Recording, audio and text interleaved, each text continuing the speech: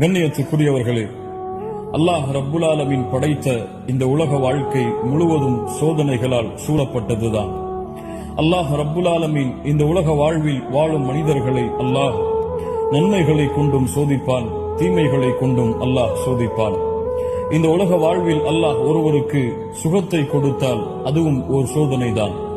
இந்த உலக வாழ்வில் அல்லாஹ் ரப்புல் ஆலமீன் ஒருவருக்கு நோயை கொடுத்தால் அதுவும் ஒரு சோதனைதான்.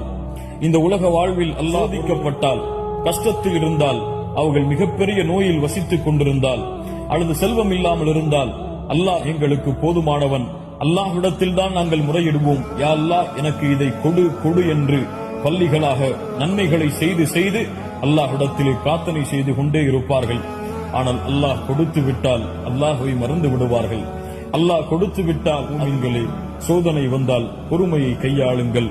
நன்மைகளை அல்லாஹ் கொடுத்தால், சுகமாக உங்களை வாழ வைத்திருந்தால், அல்லாஹ் கொடுத்ததென்று நன்றியோடு வாழுங்கள்.